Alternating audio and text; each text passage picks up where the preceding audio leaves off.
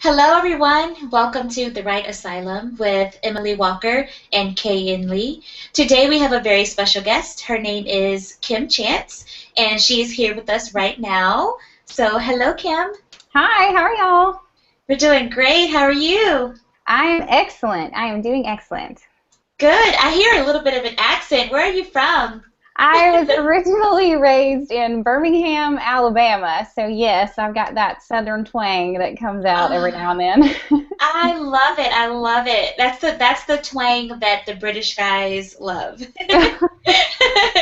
So if you go to England, they will love you. Nice, nice. Yeah, I've tried to hide it for years. Just, I don't know, I guess I was kind of embarrassed by it, but everybody's like, no, I love your accent, so I've really embraced it in the last couple of years, and I'm just letting it all come out. So. Yes, I love it too. How are you doing, Emily? Doing pretty good. It's Good. finally quit raining here, so I was enjoying the rain, but how's your baby doing? it's doing good. Still in there. Well, that's How good. far along are you? Let's see, 17 weeks. Oh my Wow, gosh. congratulations. Thank you. Second trimester is interesting. It's It is. different. I liked it because you actually get a little bit of your energy back and your Yes. appetite back. I haven't gotten the energy back yet, but I have been eating again, so that's good. Good. Well, So enjoy it, because that third trimester, that's when the stuff's going to get fun. Oh yeah. That's what I hear. I didn't know you had children, Kim. How many children do you have? I do. I have two little girls. They're 4 years old, both of them. They're twins, so That's awesome. Congratulations. thank That's you. They're great. the best. You're welcome. Yes, I have a 9-month-old that, Oh, goodness. yeah, he's Aw. so sweet. I love the baby stage. Enjoy it. It goes so fast. Way too fast. I can't believe we're already planning his 1-year party. Mhm. Gosh. But yeah, we normally like to begin with what's new in our writing world, publishing-wise or just writing-wise with your works in progress and whatever's going on. So do you have anything new, Emily? I'm basically just working on everything that's due later on this year, like not the complex, the paranormal hotel thing we're doing. That's Mhm. I've been trying to plot that out a little bit. So I've mostly been doing freelance work, so I need to switch back into my actual writing because I feel like I'm not getting anything done. But that's pretty much it. How about you, Kenya? Yeah. Oh man, it's actually been a really crazy week. Friday evening at 6 p.m., got an email that our publisher is closing its doors on May 31st. Book Trope is done. So yeah, it was bittersweet. I'm really sad for the authors that did not have a strong understanding of the publishing world like I did. I published on my own before I found a publisher, so I'm actually okay. I'm glad to have my rights back and creative control. But for Right. the authors out there that did not have that and actually had like release dates set for this month or next month, they're not going to get published, and that's really sad. So Yeah. I'm actually opening my services to help anyone out that wants to self-publish or find a publisher. But yeah, that's what's new. So the It's Chronicles exciting of and sad. yeah, it is. It is. I'm looking forward to getting my rights back for the Chronicles of Koa series because I have some big plans for it. The third book comes out at Alive After Dark this year, so Yeah. it'll be fun to have that back. But yeah, it is sad because I also managed authors for Book Trope, and all of my authors, I think I have like 6. They're all kind of scrambling to figure out what's next, but I'll definitely be there to help them with this transition. But yeah, what about you, Kim? What's going on with you? Well, I just finished recently my first novel. It's a kind of a, I'm calling it a contemporary fantasy, but you could also call it a paranormal, I guess, called Keeper. So I am smack dab in the middle of the Quarry Trenches, trying to get that going, and it is a very nerve-wracking process, and Oh, I'm yeah. discovering that I am not a patient person at all, but it's going well. You know, it's just a waiting game now, and so I'm trying to outline the sequel, and then I have another project kind of in the works. So I'm just trying to stay busy and hoping for the best. That's good. I remember the querying process, and I did discover as well that I wasn't very patient. So I knew that it would be a long process, so I actually self-published my first book while I was querying one of my other books, just Nice. because I was too impatient. So good luck. I saw that on your Thank you. website. It looks really good. Thank you, thank you. I'm Yeah. trying. It's, you know, I've been writing for a long time, and to Mhm. finally get to this point is really exciting, and I've learned so much, and so it's been really fun, and I'm meeting lots of new people, and it's a blast. It's nerve-wracking, but I'm having a good time. I'm glad. That's good. That's good to hear. Can you tell us what Keeper's about? It's about a young girl named Lainey who kind of, she's your typical, well, she's me pretty much in the sense that she's just kind of nerdy and she just wants to go to college and get out of this really small town that she's in.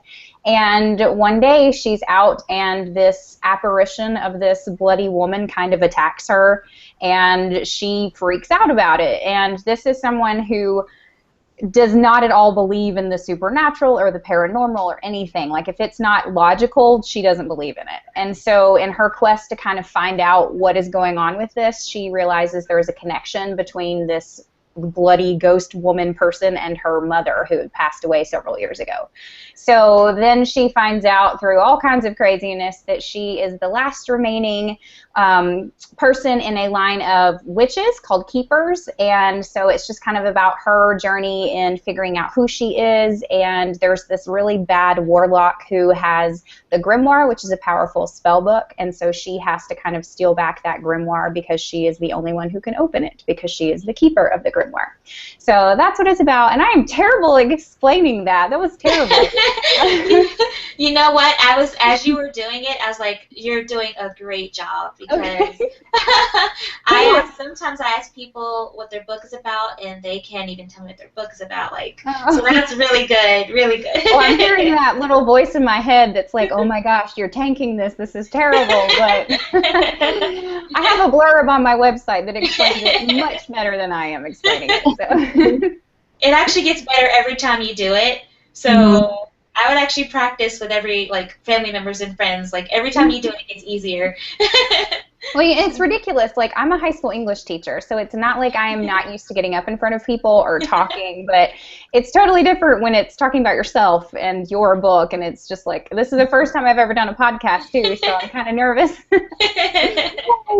Well, good job for a first time. Thank you. You're welcome.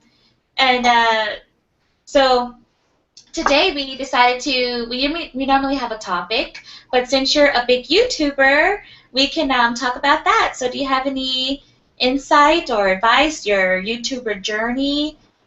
Okay, sure. Yeah. I decided to start a YouTube channel last fall. I was looking for ways to kind of share everything that I've learned in my writing journey with others. Like I said, I'm a teacher, and that's something I really enjoy doing is helping other people and talking with other people and kind of sharing what I've learned. And so I have a really good friend who's also a big vlogger. Her name is Jenna Moresi. And she, you know, we kind of started chatting, and she was like, hey, you should start a YouTube channel. And she kind of talked me through it. And I was really hesitant because I was like, do I really have that much to say? Like, will people be interested in me? And so I just kind of started posting a few videos to kind of fill it out, and it's taken off, and I am enjoying it so much. It's so much fun, and the writing community is so nice and so supportive, so it's been a blast. I'm loving it. It's really, really tough, though. I had no idea how challenging it was going to be, how time-consuming it was going to be, but I'm so glad I did it. I love it. Your That's videos good. are really sweet too. You're just such an adorable person. Thank And you. You do a really good job of explaining writing things. Like, I enjoy watching them, Oh, so thank you. I see why they're successful.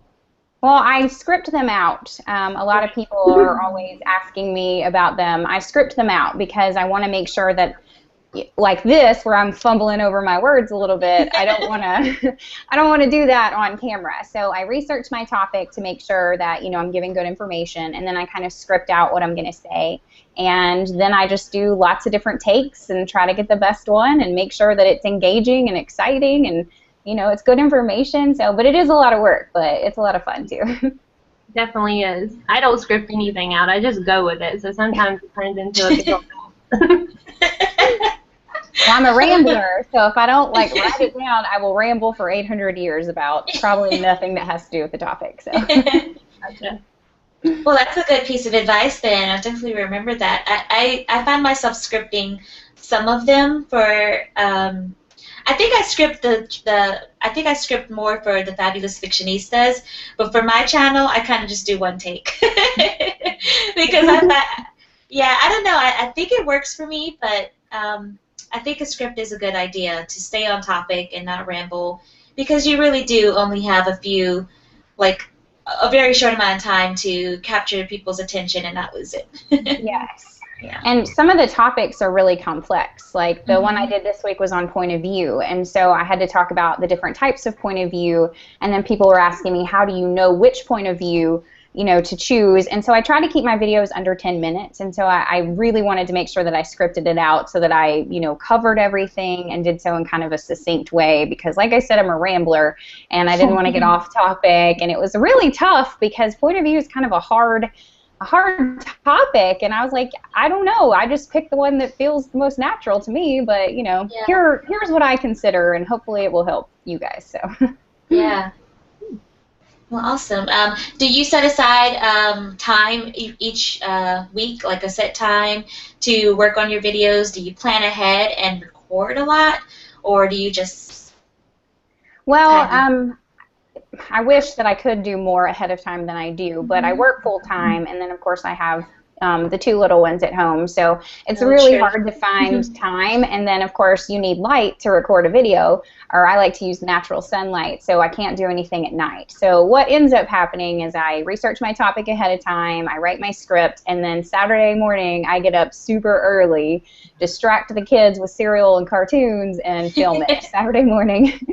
And then my sweet husband usually does extra kid duty so that I can edit it in the afternoon, and I try to get it up 1 or 2 o'clock my time, try to get it up in a timely manner. But if I have like a 3-day weekend or I'm off early for whatever reason, I do try to record ahead, but it doesn't happen very often.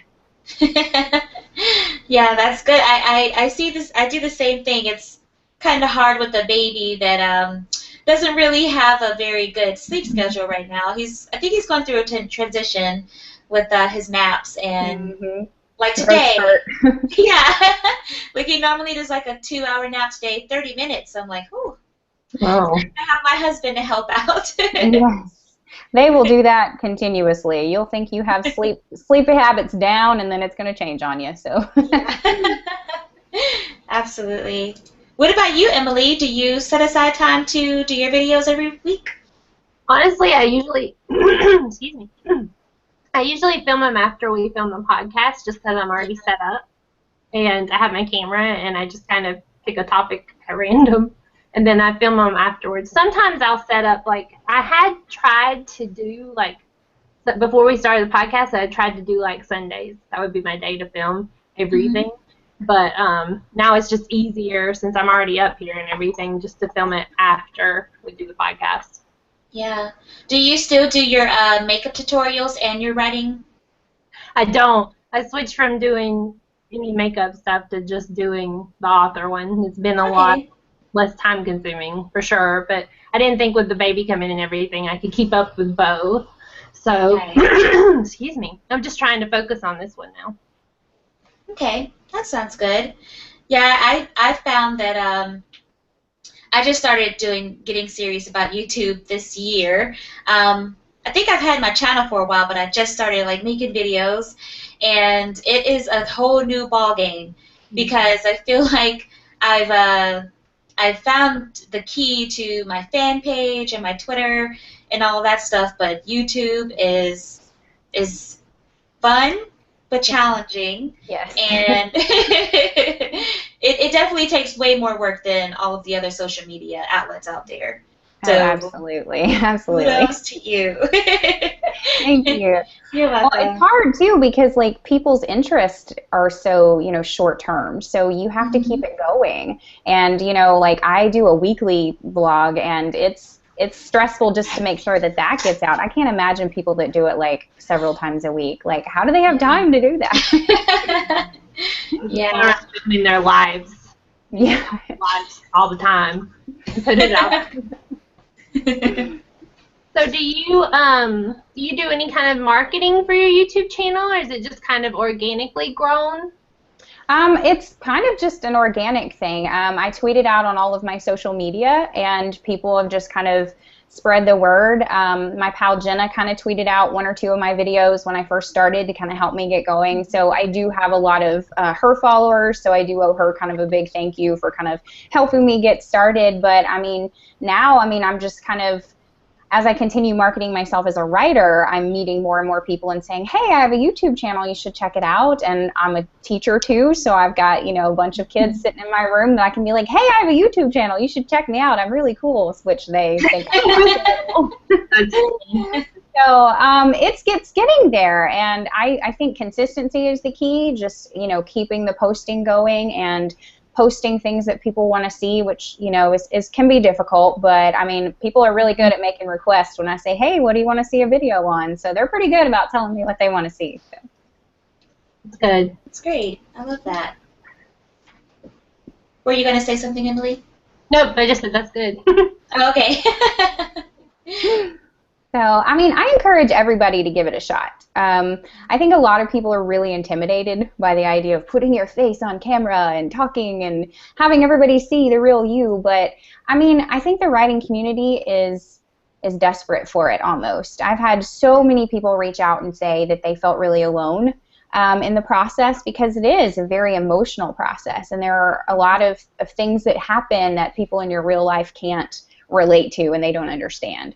When I posted my Query Trenches video, it was kind of a video journal in essence, and me just being like, I'm going to be real with you guys, I am terrified and I have no idea what's going on. And so many people reached out and said, that's me, thank you so much for posting that. And so, the writing community is big, but I think the more that we can grow it and let fellow writers know you're not alone, we're here for you, we support you, I think the better off we'll all be. So that's kind of how I look at it. Even if it stresses me out, I want to help people, and I want other writers to know, you're not alone in this. We're in this together. We can do this. You can get through this. So that's kind of what I tell everybody, because everybody has a story, and, we want to hear that story. So grab a camera and tell it.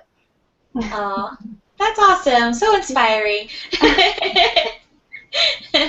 So would you say you have a very popular video, and what would that topic for that video be? Like your most popular, most viewed, most liked? Well, the most popular one, the one that's been viewed the most, is not my personal favorite, just because it was kind of when I was first starting out and like the camera angle's all wonky and whatever. But the most viewed is how to outline your novel. And that one, and then I think writer's block, and then I forget what it's called. It's like the 10 tools that every writer needs to have. Etc. But definitely the outlining your novel. A lot of people have questions about that one and want help in outlining their novel. So that's very interesting. I guess I kind of see a pattern, because my most popular is also writer's block and how to start an author platform. Just things that every author really needs to know, and everyone deals with writer's block. Yes. Yeah. And I didn't realize that outlining was such a stressful thing for people. I'm kind of type A, so I'm like ridiculously organized about stuff. And then I'm an English teacher too, so outlining has always been something that's been kind of easy for me, something that I tend to do naturally. But people really struggle with that, so it's been interesting kind of sharing, well, this is what I do, and it's always nice when people come back and say, I finished my outline thanks to you, so that's always fun. That is nice. So, when you're writing, since you are an English teacher, do you also self-edit as you're writing? I Yeah, I do, bet and you can't help I'm like a perfectionist too because it. I literally analyze literature for a living pretty much. Yeah. And so I'm constantly second guessing myself and constantly like in terms of content and theme and characterization, symbolism, all of that. I'm always just like, "Oh gosh, is this working? Is it not working?" So yes, I do self-edit quite a bit as I go along, and I'm a perfectionist. So if the scene doesn't feel right to me, I cannot move on until it feels Yeah. right. It doesn't have to be perfect per se, but I have to feel a sense of completeness and I have to feel like it's quality, otherwise I can't move on. So yes, I do a lot of self-editing already. That's actually really good to have that as your background. Do you feel like it slows you down sometimes to Yes. self? Yeah. Yes. Again, the perfectionism, I really wish I could be one of these people that just cranks out like a 50,000 word draft and then kind of goes from there. But I cannot. I have to have a plan. I am not a pantser by any means. I wish I were, but I am not.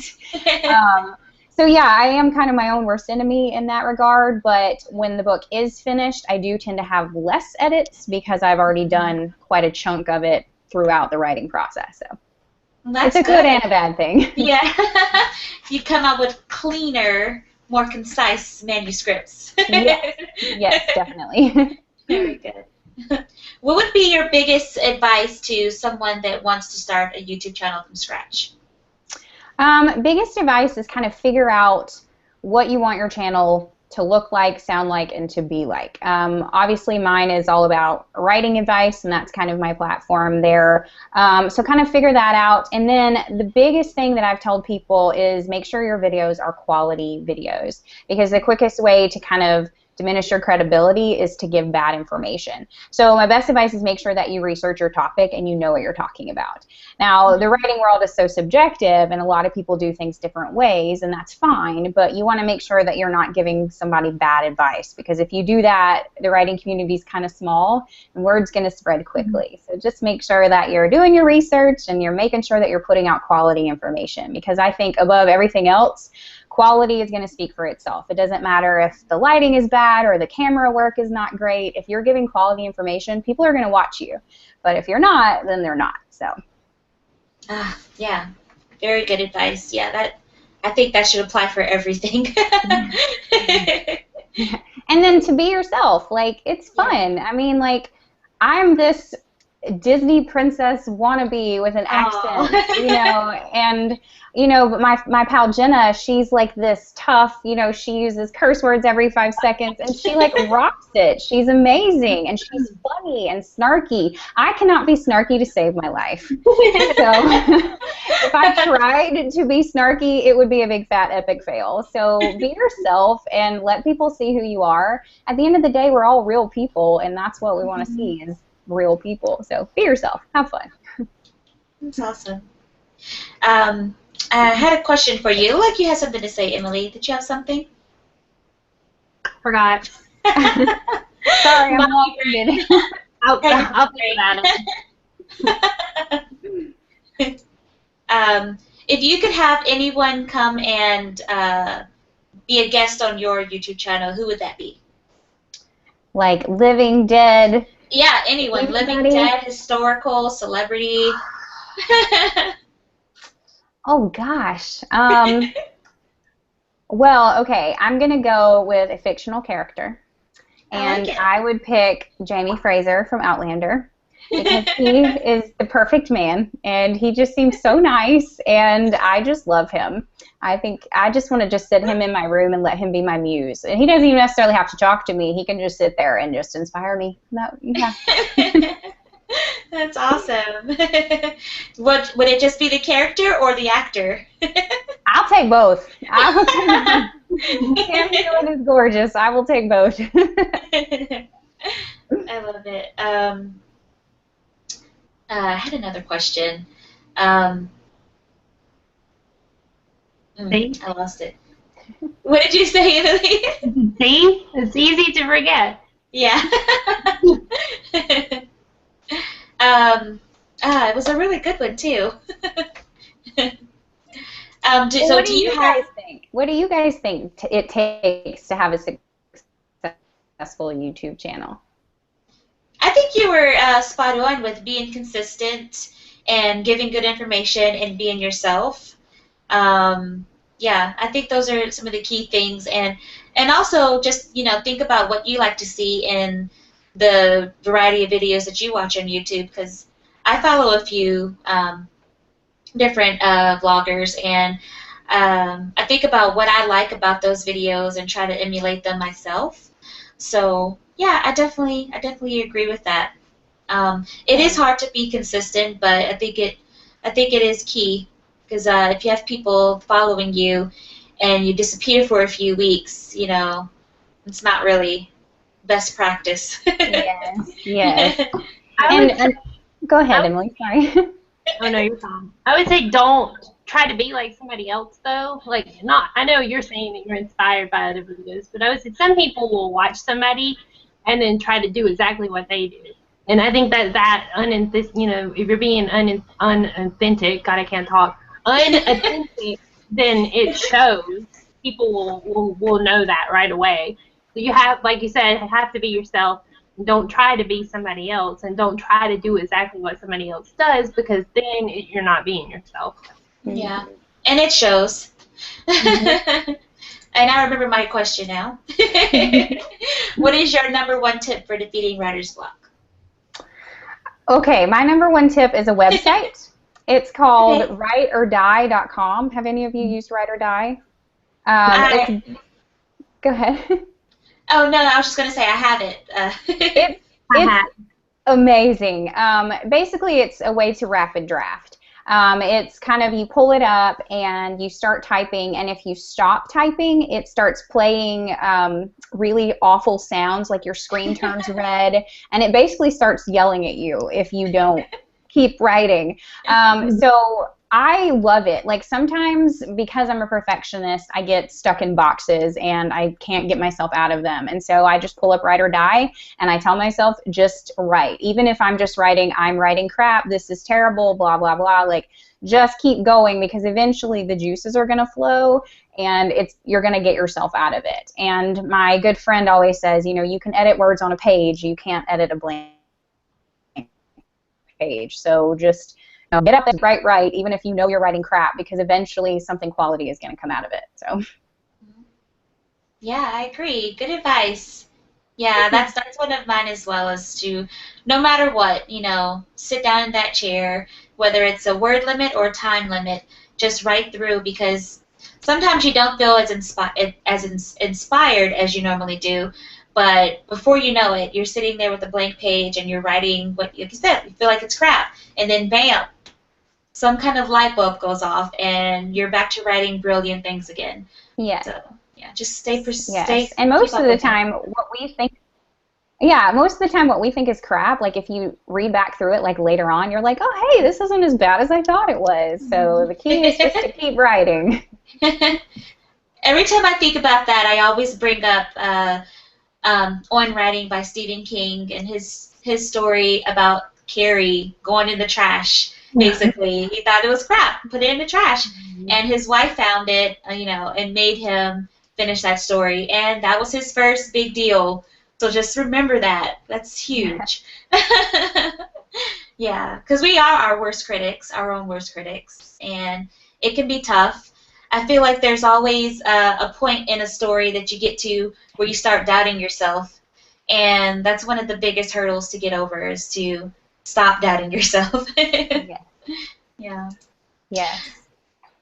So we like to end our podcast with some kind of tip, whether it's a writing tip, a publishing tip, or a marketing tip.